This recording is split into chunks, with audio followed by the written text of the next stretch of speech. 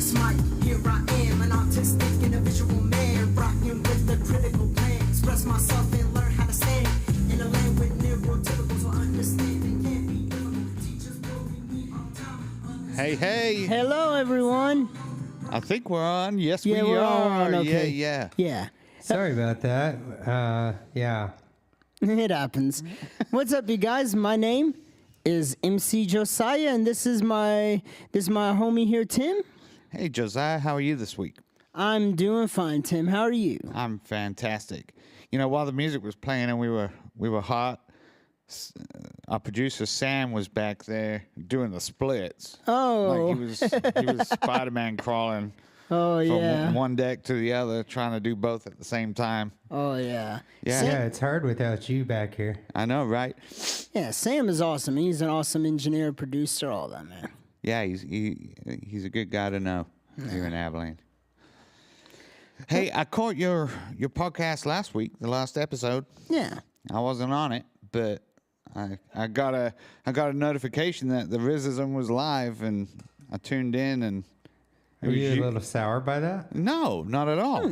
I thought it was fantastic. I thought that you and Sam did amazing. Yeah, thank you. I could not have done as well as you, so I was a little sour that you weren't here, but theater guy in me is the show must go on. The show must go on. Yeah, it was good to watch. We're talking about social cues. Yeah, social cues, communication, and how that in general can affect different aspects of life. You know what I mean? And just different things we've done. We've had, I guess, learner solutions to deal with, like the gaps in social cues between, like, us and people who are neurotypical. You know what I mean? Yeah. I've heard it say, and I think you covered this on the episode. Maybe you did, maybe you didn't. But something like 85, 90% of communication is nonverbal. Something like that. I think more like 70-something Like percent. it's really high. Yeah, It may it's not be really as high. as I think it is. A lot of it is nonverbal, and even in the verbal aspect of communication, there's like little things that are not so obvious, like ways people articulate their tones, the way they structure their speech, you know what I mean, and the body language combined. And what I was saying in the last episode is that people with autism or Asperger's syndrome in general have lower EQs, really high SQs, and about average to above average IQs. Yes. Really smart. Really technical. Yes. But the nuances of nonverbal language are misunderstood. Yeah, misunderstood.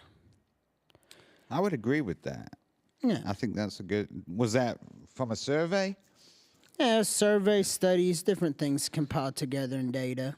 That's awesome. Yeah. So the IQ, the SQ, and EQ. Yeah, we all know what IQ is already. Anyway, folks, last week's episode 5, yeah, episode 5. Yeah. Was really good. If you haven't seen it, you should go check it out. Check it on this channel. Yeah, it was really good. Yeah. And I was proud of you. Thank you, Tim. I'm sorry I missed it. No, it's okay, man. It's okay. I was going to say, in this episode, I want to kind of branch off where I last left off about social cues and communication to a more complexer topic that involves a lot of social cues and communication called friendships and relationships. It's challenging. Challenging indeed, and that's kind of why I want to cover these topics, you know what I mean? Yeah, so what's your experience? Man, my experience with friendships, relationships in general has been a big roller coaster throughout my life. Okay. Like in my early years, I really struggled to make any friends other than like the kids my parents would bring around me to play with. Like at school, I was always by myself at recess because I barely had, like most people didn't want to hang with me because I was weird. You know what I mean? And then as I got older, it was the same thing. You know, I just always struggled to maintain those friendships. There was always those few friends I had, though, that were good friends when I was a kid, but I didn't have many of them. I just spent a lot of my alone time working on computers, music, science, history, stuff like that. Gotcha. So you kept it as a small group of friends? Yeah. But I didn't completely want to keep it a small group of friends. I just didn't know how to make my group bigger. Right. You know what I mean? Like, that's the thing about people with ASD or autism is our ability to make and forge friendships tends to be much more hindered than that of neurotypicals. Okay. Like, people with ASD and autism can make friends, and when they do become friends with someone, they make good friends. You know what I mean? But trying to form that friendship, a lot of it comes with like the struggles in forming those friendships. A lot of that comes from like the lack of understanding social cues, understanding body language, all that. You know what I mean? And I think in a few episodes before this, I was talking about another thing called I don't know if I've actually talked about this word before, but I'm gonna say info dumping. Info dumping? Yeah. Okay, what is info dumping? Info dumping is basically where a person with ASD or autism has a one-sided conversation, and in that one-sided conversation, they turn into a talking encyclopedia. They just go and they dump all the facts they can into that one person, trying to like explain like, you know, it's like I can't identify at all. yeah. What? Yeah, I can't identify at all. No, it's info dumping. He was being sarcastic. I was being Josiah. 100% sarcastic. Yeah. 100% sarcastic because I totally can't I've relate recognized. to that. I've been your friend long enough, Josiah, that sometimes I recognize when you don't get the sarcasm. Yeah. So I will make sure to help point it out when. Definitely, yeah. Because I sometimes struggle with that too, but Yeah. Good catch. but I also use sarcasm a lot too. Yeah. Me too. I use sarcasm a lot. The sarcasm thing is another thing I'll That's bring an up. interesting paradox. Yeah. It is. You know, we miss it a lot, but we like using it. Yeah, my wife makes fun of me because a lot of my sarcasm's missed. Like, people take me serious a lot. Yeah. With me, it's like when I was a kid, when I was real young, like before the age of about 12 or 13, I didn't even know what sarcasm was at all. Like when I was a kid, someone would try someone would be sarcastic with me, and I would always take it 100% literal. Yep. Like one time my dad was like, I was in the car, we were at daycare, and Dad's like, oh, he was being sarcastic with me. He's like, oh, we're gonna go to Mexico or something like that. And I started freaking out, crying like, no, the food's too spicy and I can't speak Spanish or something like that. Something to that effect, yeah. So, I am very literal. Yeah. Like, I default to literal, and it takes effort for me to see past the literal and understand what Whose was actually phone's not being on said. silence? Is that producer Mine, Sam? probably, and I Yeah, it have sounds no like idea you. where it is. I hear it. Sorry. So I'm very literal, and so is my son. And I'm aware that a lot of my sarcasm is missed, Yeah. and I use it on my son because he gets very gullible. Like, Yeah. I threaten to garnish his wages or his candy or throw him I out. almost and he feel will- like that's a responsibility Of a of dad, yeah. the older, loving people that are bringing up the child right.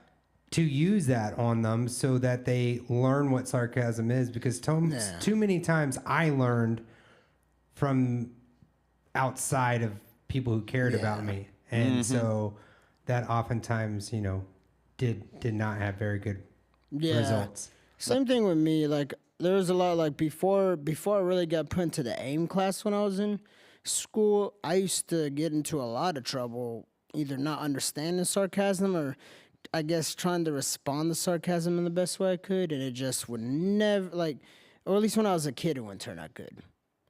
And then when I was in 4th grade, 5th grade, I started AIM classes at first this school called Terrace Elementary School, and then I started middle school at Memorial Middle School. And these were schools in Spring Branch ISD in Houston that had the AIM class for me. And they gave me a lot of training, including some basic training on like some sarcasm videos. You know what I mean? That's cool. Yeah. I didn't have that. You get training on sarcasm? Yeah, when I was in elementary school. I would have actually. I would have paid to be in that class. I would have benefited from that. Yeah. I think I would have rather. I think I needed that more before they gave me Spanish classes. Yeah. And they gave me a lot of stuff when I was in the AIM class. Like, they gave me social training. They gave me accommodations for my work. You know what I mean? They did all that stuff. And It was really helpful until I got out of AIM class, and it wasn't my choice that I got out of AIM class. It was because of the situation at the time. Gotcha. Yeah. When I was that age, I was in Zimbabwe. My parents were missionaries, and our family was in Zimbabwe for 6 years in the 80s. Isn't I'm going to forgive my ignorance here. Is Zimbabwe a country? Yes. Okay, it what is. part of Zimbabwe were you in? Were you like all over Zimbabwe? No. First we were in Harare, which is the capital city, and then we moved to Gweru after about a year, and I was there for the remainder of the time. Zimbabwe borders with South Africa to the east. You got South Africa, Botswana, and Zimbabwe, and I think there's another one, Namibia, maybe. Isn't Zambia around there somewhere too? Zambia's northeast from there, like a few countries away.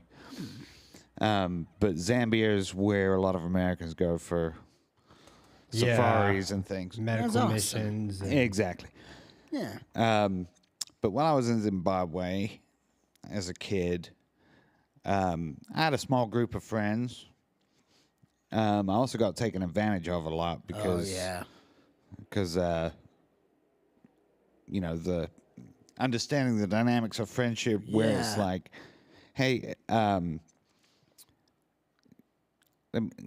I like your toy. Well, you want it? So then I'd give away all my toys. Oh yeah, and that's a lot of things happened to me like that actually up until I probably was a very young adult, like 18, 19 years old. Like people would always be taking advantage of me and stuff because I like struggled to understand them and set up like proper safeguards and boundaries against them and stuff. Right. And it just wouldn't like. It's a miracle that I managed to get past those times, you know what I mean? But whatever the case, it was just like people like us, or like a lot of people, especially a lot of people who are on the spectrum, have this kind of delusional mindset where they think that, oh, because I'm ASD, I'm indestructible, or I can't be fooled or deceived. You know what I mean? But that's foolishness. Anybody, regardless of ASD or not, can be fooled or deceived. You know what I mean? Yeah. Kids with autism have the biggest hearts. Yeah, they do. They got real big Like they're hearts. super friendly. Yeah, super friendly, but too friendly. My son, when he was 2 or 3 years old, you know, pushing him in the grocery cart through the grocery store. Yeah. Everybody was a friend. Hey, friend, do you want to come to my house? Hey, friend, do you want to come to my house? Everybody, not just kids, but, you know, anybody that looked at him in the grocery aisle. Hey, friend, you want to come to my house? Any technician or contractor that would come to the house while I was growing up, I would always be like glued to them while they were working and asking them, what does that wire do? And what does that do? And Yep. I was like that a lot of my young years. Like in my young years, I'd always like Dad would take us over to friends' house, and I'd always be like all over them and stuff. And one thing I also used to do when I was a kid was I used to get into everyone's stuff when I went to their house too. Like anytime I go to What's someone's, this? What's this? Is there a Game Boy here? Is there Tony Hawk Pro Skater for Game Boy here? Yep. And then that is followed by info dumping. Yes. I like Game Boy. Do you like Game Boy? I love Game Boy. My favorite toy on Game Boy is this. Yes. And I get to I get to Yeah. level whatever on this, and never again ask them about themselves. Yeah. Yeah, and the info dumping, it's like when it comes to friendships, info dumping, I mean, it can be interesting every now and then, but for many friendships, it can be obviously problematic. Because, like, in friendships, you got to be able to, like, share the conversations, you know what I mean? Like, take turns with it, like, make sure you show genuine interest in what they're talking about, stuff like that. And it doesn't come natural to It doesn't, no. spectrum it- kids or adults, and so there's an element of redirection needed and Yes. patience. If you're on the Yes. receiving end of info dumping, I apologize. Yeah, I'm sorry, too, if I ever info dumped on you. But- I'm sorry. well, there's also, you know, an element of public awareness and grace. Sure. Yes. You know, we're this way, And we need a little bit of grace and understanding that we are wired this way and we're supposed to be this way. And if you discourage that as society, I feel like that has more detrimental effects Oh, for sure. But on both that individual and on society, because you want those creative minds working as much in their prime as you can, rather than becoming supervillains. Yes. absolutely. The problem is we don't broadcast that there's a situation going on our end. And so, No, because we feel alone, right? Yeah. And isolated. And, it's the world against us until we realize or learn about what autism is. And, you just think, I don't know, for the longest time when I was a kid, I thought the whole world was like an AI construct, like a robot. Yeah. And I was the only sentient being. That's something I clung to for a couple years just because it just made the most sense. right. Yeah. And we've all been in conversations where it's like, okay, I know something's up with the other person. I don't know what it is, but there's something not normal that I recognize. Yeah. Whether it's autism or otherwise, it's and I think if you're a decent person, when you start to notice, okay, this person's info dumping on me, maybe there's something up. I mean, that's just like, that might be a sign, it might not be a sign that something's up. But I think that if you're a decent person, then there's an element of grace and patience that we extend. Maybe we try and wrap up the conversation because I'm being info dumped on. Yeah. But at the same time, there's if you can extend a little bit of peace and patience and grace, it goes a long way because it translates to empathy and you get to know somebody. Yes, you do. You know what I mean? And when it comes to info dumping in general, you know what I mean? Finding people who are graceful with you with it when you do it is an important thing for an ASD person, and also knowing when to info dump, when not to info dump. And it's definitely not something that comes natural at all. It didn't come natural for me. Like when I was a little kid, all I would do when I talked to anyone was info dump. And then when I got older and started learning how to actually have real conversations, even that took a lot of practice, and it took training too, because the same AIM class, they used to give me video training on how to hold conversations and stuff. Like they would have videos made for people like me with clips from shows like The Big Bang Theory mixed in and stuff. Yeah, I was fun. I was fun and funny how That's a good show. Yeah. I have mixed feelings about it. What you were saying, Sam, about anytime a technician or a tradesman came to the house, you'd have... Oh, yeah. And I mean, that carried on with me. I mean, that's how I learned how to do sound, and most of the tech stuff, I didn't go to school for that specific, I didn't go to school for sound. Right. I learned from other sound engineers and picking their brain. Same thing with me. I've been learning. I learned computer. Primarily, and then YouTube is an amazing resource in today's age for YouTube. It is. autistics. I think it just is amazing. Yep. Get YouTube certified. YouTube, my friend calls Khan it. Academy for a musician, Spotify, Pandora. Those are good listening platforms. You listen to them a lot and you study as much different music as you can to come up with new ideas. You know what I mean? Another good platform, if anybody's interested, is Skillshare. Skillshare. I have not heard of that one. You've not heard of Skillshare? It's basically industry professionals that have training episodes. And so if you want to learn Photoshop, there might be a Photoshop expert that has Photoshop 101 to 2001 teaching you the ins and outs of Photoshop. That's awesome. Interesting. All for one low subscription price. Oh, And it's like $7 a month. yeah. I may just start with YouTube because I'm cheap. But Skillshare is extremely valuable. Like a lot of the YouTubers that I've followed on the video production side actually have training videos on Skillshare. That's awesome. Like they're So it's like OnlyFans, but for tradesmen. sure. Pretty much. That's one. Sounds about right. That's one way to put it. Follow Hey, this person, and for only this amount a month, and Right. you can watch all their content. I recognize that setup. That business model. Yeah. Yeah. They might have an OnlyFans also. I don't know. I need to learn how to develop an app.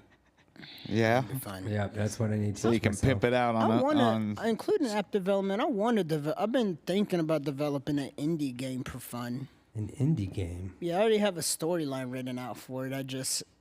I need to finish getting back to teaching myself some of the fundamentals I need to make it. Yeah. You need to learn to code. Yeah, coding's one of them. Yeah, that's on my list of things to do too on the developing the app but I'm hoping the AI tool might help with that a little bit. Yeah. A little bit. I know it's going to be limited on the AI for a while. What app do you want to create? Or I need to make my own ordering app. So my idea is like my version of Whataburger's app, Oh, cool. where it's, my app that I own that they download from the stores on their respective devices. Yeah. And they're able to and I'm going to take the same app for multiple concepts. So for instance, the coffee shop, it has a place on its website where you can get the link to download the app, and then with the app you can order ahead and we can have your order Gotcha. ready type of thing, or you can let if I can get some spots rented from the people that hoard them behind me, and designate a couple pickup spots. I could have the app be like, curbside pickup, I'm here, and then one of my staff brings it out to them type thing. And there's a couple other, here Neon Parrot Live could have its own use with the app. yeah. Yeah. With my app, with my game I want to design at some point, it's basically going to be kind of, I don't want it to be completely 2D. I was thinking of designing like an MMO game, or not online game, but like an RPG kind of 2D and a half open world game. Sort of like Chinatown Wars, but more Morrowind. RPG being real player game? Yeah, role playing, something like that. Oh, role playing game. And originally I was going to do is sort of like a homebrew game for DS, but my DS is broke. And on top of that, I'm also want to get it on more accessible platforms. So I'm been looking at different game engines like Godot, for example, to start making this game in. My son's exploring building a Roblox game. Roblox game. Roblox, I've heard of Roblox a bit. It's a fun game. It's like I wouldn't say it's like a mixture of Minecraft and Second Life in a way, but that's kind of vague to describe it. Wasn't it in the news for scams of people going after targeting children? Oh yeah, because there was it was bad. There was adults stalking children and stuff with accounts on. Yeah, my son keeps me up to date on all the. Yeah. To keep you filled in on. He keeps me filled on the status of Roblox. Oh wow. And sometimes I get info dumped on, but yeah, Roblox. It seems like the consumer, the kids that are playing that, like my son. Yeah. Fight back a lot, push back. I think the most recent thing is some age restrictions on comments. Makes sense. Beyond that, it's over they're my head. For that, or they're against that kind of moderation? Well, I think it restricted a lot of the younger players that have been commenting and using it to communicate, and now they can't, or something to that effect. Makes sense. Rather than keep grown-ups out, they're restricting the kids. Is what it on sounds what like. they can see and Right. And really, what I think should happen is they should create two separate Roblox. One for Roblox Kids, and then just regular Roblox for anyone. Yeah. 8. Right. totally it's a yeah. separate world that runs on its own, but on back of each other. Yeah. Yeah, and you just can't use or interact with anything. The world itself, it can be the same world. Yeah. It's just make it a different universe in the same world. Yeah, that's my view. So I agree with that. I think that would be Roblox, there's a suggestion for you Yeah. from the parents But of it may kids. just be easier to run it on its own separate server. But if you ran it simultaneous, and then when they turned 18, they could choose to appear, and then it's the same game for them. But now they can interact with everything else. Yeah, I think that'd be a real good idea for them, in my opinion. Yeah. Anyway, what else? That might have solved their problem. There Anyway. you go. You can give your tips to MC Josiah. Yeah. So anyway, back to what we were talking about again, friendships. Yes. Friendships are very, very important for everyone in general, both people with ASD and without. You know what I mean? They allow Vitally important. vitally important, yes, because friendships allow us to have a way to communicate and interact with the world around us through people, and people can communicate and interact with us through them. And friendships, if you know how to maintain a friendship really well, that's also the first step in developing a relationship with like a woman or someone that you plan on marrying. You know what I mean? Right? I also feel like it's important to have friendships because it helps logic check. Yes, logic check too, because you need like Because we get trapped in our own worlds and our own way of thinking so much, Yes. the linear thinking. So sometimes it's important to have trusted people we can share with that won't just be like, "How you're such a horrible person for having that thought." They, can know to do it a little gentler, and then you're like, "Oh, yeah, no, I totally see." I don't know if y'all have experienced that. yeah. Yeah, friends that can. It's all sorts of logic, lockups and loop, and it's one reason I mental dump on my friends is usually ideas and stuff, and it's usually a general fielding to see, is that really a good idea to pursue, or is that just in my head a good idea? Yeah. Yeah, the feedback loop. Yeah, you need like honest friends, you know what I mean? You need friends who are going to tell you how it is and help guide you away from different dangers, you know what I mean? Because another thing that friendships are important for is establishing those like relationships and stuff that can help you and help others later in life too, you know what I mean? But especially the marriage thing as well. Like a lot of people with ASD, a lot of them tend to stay single for long periods of time because they struggled to get in relationships, and they struggled to get in relationships because they struggled to make friendships. Yeah. I don't feel attacked. You said that last episode too. I don't feel attacked by any of this. I had a hard time in the dating world as a teenager.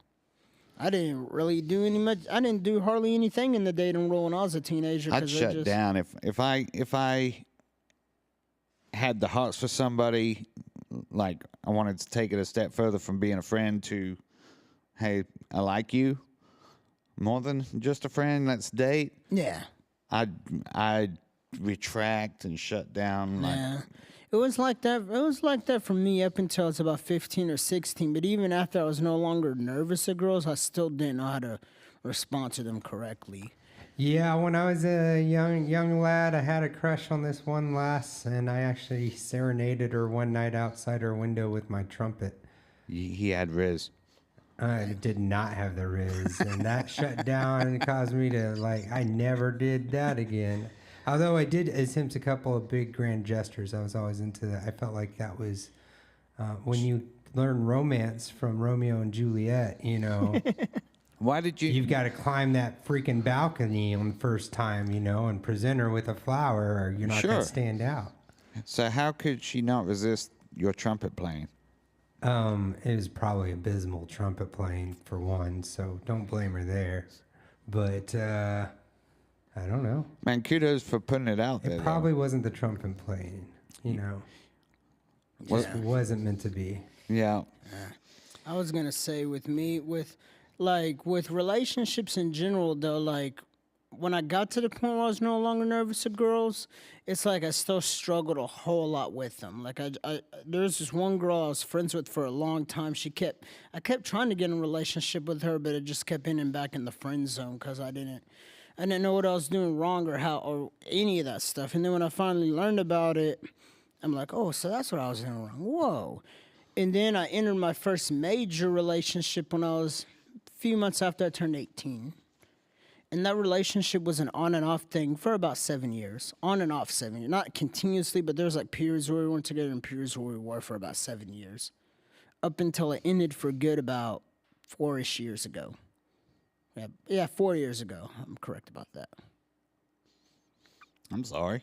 No, that's cool, man. It's a learning experience, you know, and I learned a whole lot during that time. You know what I mean? But the friendship thing is really like, even back then in the early relationship, I didn't completely understood exactly what it meant to take what I was doing properly in the few friendships I had and apply it to a relationship properly. Because a lot of people don't understand this, but when, like, there's people that might disagree with me too, but like, your best friend is supposed to be your other half or your wife. You know what I mean? That, at least in my opinion, that is. Sure. That's like supposed to be your best friend. And if it's like, and if you can't maintain a friendship with a regular person, like a regular platonic friendship with a regular person, you're gonna find a romantic relationship much harder to manage. You know what I mean? That's what I had to learn the hard way. Right. So I've been married to my wife for 18 years, and a recurring theme in our relationship is, and I'm aware of this, I'm not sure I've figured out how to stop it, but she's had to have a lot of patience with teaching me the same thing over and over and over and over and over and over and over again. Like, I get it. Yeah. I get what she's saying, but then There's like sub elements to it you don't get. absolutely. And so, you know, time goes on, and then 6 months down the road, it's like, Tim, we've talked about this. I'm just exhausted of telling you, you know, I can't think of an example. We're in a good spot right now, but she's had to have a lot of patience with Yes. teaching and reteaching and reteaching and reteaching and reteaching. That means she really loves you then. You know what I mean? She sees you, you know what I mean? And She's it's frustrating to her Yeah. because she's human. But she has a lot of grace and patience for me, and she loves me enough to stick it out and keep reteaching Tim. yeah, and I think women I've like got a good one. I think women like they're the type of women that autistic men in general need to be with, and even for autistic girls, they need to get real supportive boyfriends who can also like really understand them and willing to help with all the shortcomings they might have, while also, I guess, not being intimidated by strengths, but being encouraging and loving of the strengths too. You know what I mean? Absolutely. Absolutely. Sam, do you have anything to add on this topic? Yeah, I had a couple thoughts, but I don't know if I'm going to chime in on this one or not. You know, not very. You know, I agree with your what you said initially, Josiah, with like what your thoughts of what the best friend and stuff. But I guess I'm just a little being twice your age now. I don't know. I don't know if I hold that ideal to be true or not. And that's where I would default to someone who's actually married on what that would be, because I would think you still need friendships outside of the marriage. Definitely. But I definitely agree with the notion that they're supposed to be like your best friend. Yes, like in terms yes. of like a partner type thing. Yeah. And that's what I've. But you know. You're 100% right about that. In fact, that's actually it's healthy for the relationship to have others involved as well. Yeah, like healthy friends, you know what I mean, in a relationship that can like encourage the relationship, help keep it accountable, stuff like that. And also choosing the right friends too to come around that are going to support the relationship. And also that's one thing, is because you're going to get tired of each other at some point. So you both need a healthy, outside of that relationship, potential venting stream and connection. Yeah. You know what I mean? You need like friends to help you stay accountable in your relationship, you know what I mean? Help out with certain things that y'all two might not be able to do together, and different things like that, you know what I mean? Yeah, I think the friendship pool needs to be... And the friendships need to be healthy, because like I've learned from my own family's history that when you allow the wrong people around, you know what I mean, to try to be those friends, it doesn't always turn out good. Right. I think that as a married artist, my wife has been very good at speaking into my relationships with others. You know, helping me establish boundaries, or, you know, if it's just straight up toxic, but I don't see it. Yeah. You know, my wife has called it out and said, yeah, this is what I see. And finally, after 18 years, I'm starting to trust my wife's input more than ever. Yeah. I would say that's a huge blessing then to have that Yeah, kind of that's- relationship. Oh, it That's a- is. that's a really for, big for the blessing. longest time. I called her the drive-by dream killer. Drive-by dream Drive-by killer. dream killer. Like Interesting. she killed your dreams?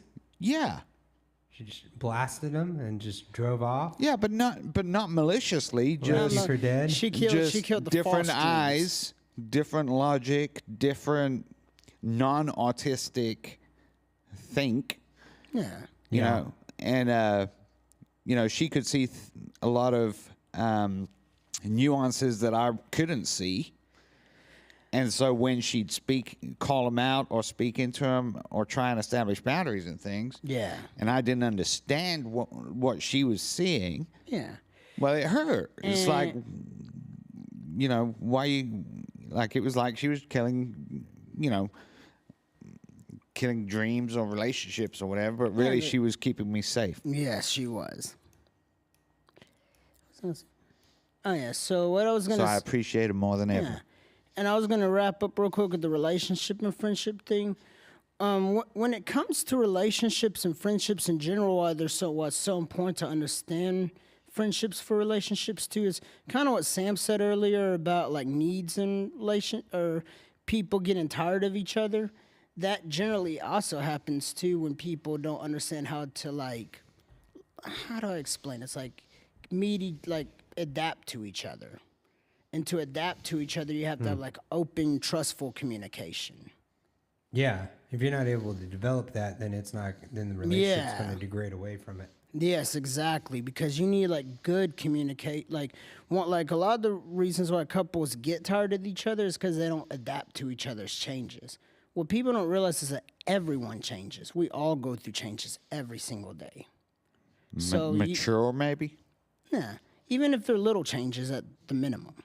So because of that, you always got to be open, honest. You got to know how to give that open and honesty to your other half. Like know how to be safe, trustworthy with them. How to have a authentic, but at the same time pleasant conversation. Not pleasant as in sugar-coated, but not dangerous. You know what I mean? Not As an artist, I find it quite hard to have those kind of conversations. Oh yeah, they are, and that's why as autistics we need to really like when we're looking for partners, and that's one thing I admire about you. Is you got a really good wife. You know what I mean? Thanks. You got that wife that can be your number. I still find it hard to talk to her about things that are going on that I'm thinking about that you know, difficult conversations to have. Yeah. I have a really hard time exploring those difficult conversations. Yeah. And a lot of it is because in my mind it's like this could go one or two ways, and if I frame it wrong, if I deliver it wrong or whatever, it can you know, put a hole in the ship. And Yeah, exactly. Exactly. but And you know, and if I don't know what is the right thing to say or to explore or to put it out there, then I'm like, I'm just not going to take the shot. Yeah, a lot of tiptoeing and Tiptoeing is exactly right. And it, you know, and she'll say, what are you thinking about? And that's a loaded question for autistics. Yeah, it's like nothing. It's like you don't really want to know. You what I'm do thinking. not want to know what I'm thinking. You don't want to know the whole train of thought, what led to it, and then I'm going to have to be justifying why I had those thoughts, and I don't know why I had those thoughts. Why is that a negative connotation coming out of your voice that I had those thoughts? I mean, you asked me what I was thinking.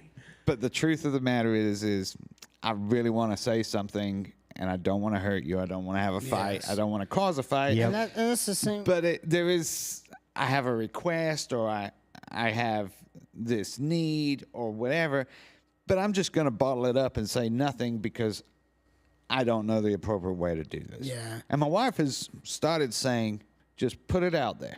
Yeah. I won't get offended. I won't get hurt. Just put it out there, and then we'll talk And about it. that's really what that's And that's really, been helpful. yeah, and that you know what I mean. That's what I mean. Like relationships, like y'all obviously have a good relationship, good friendship there, something built up. Not saying y'all don't have issues from time to time. Every relationship does, but you know what I mean. I love hearing your story about your marriage because I hope it gives hope to many other autistics out there. Oh, thanks. You know what I mean? Because You give me hope.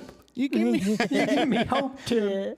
No, there's somebody for everybody. Yeah, I agree with really that, believe too. that. I believe that too. Not necessarily. I really think. You know, and especially if we're gonna go and bring in biblical connotations, you know, it's Oh yeah.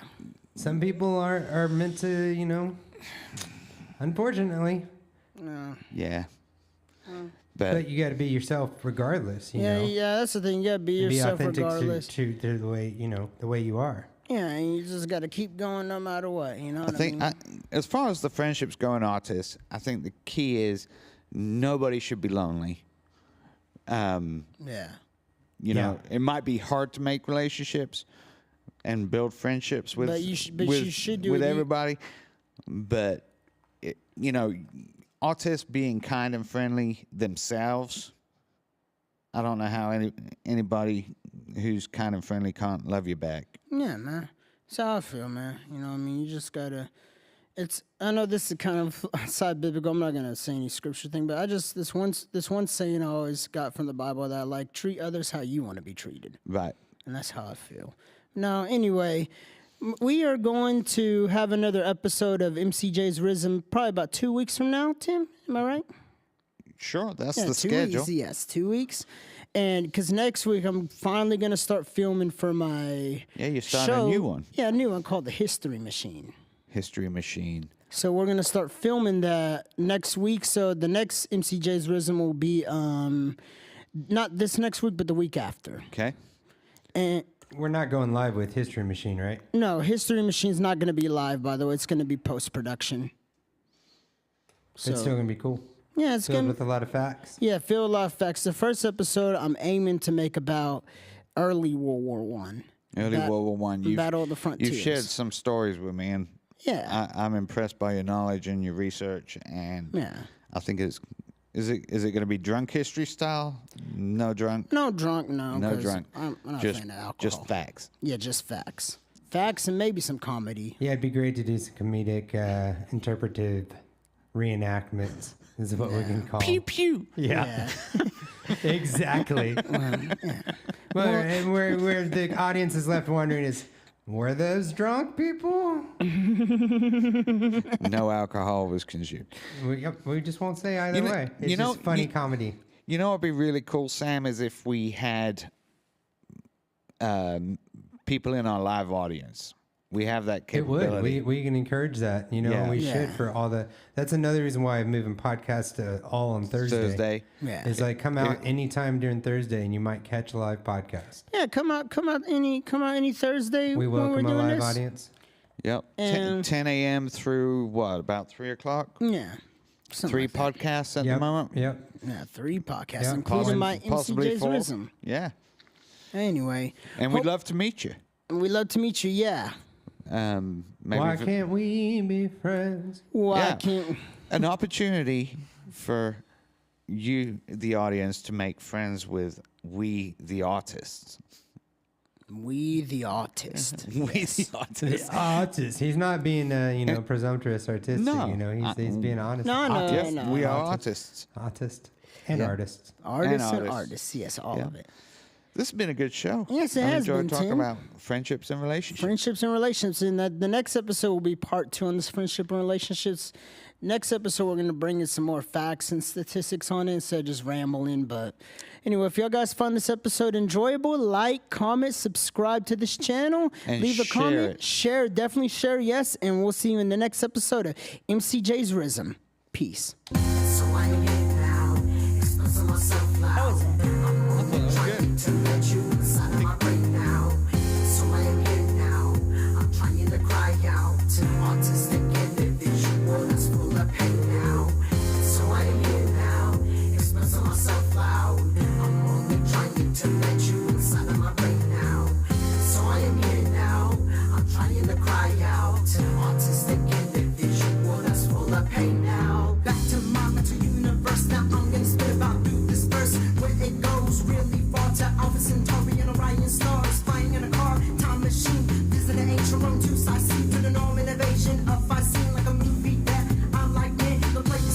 terrorize the nation. Wars on 2100, all the time I'm wasting. In orbit up to the space station, and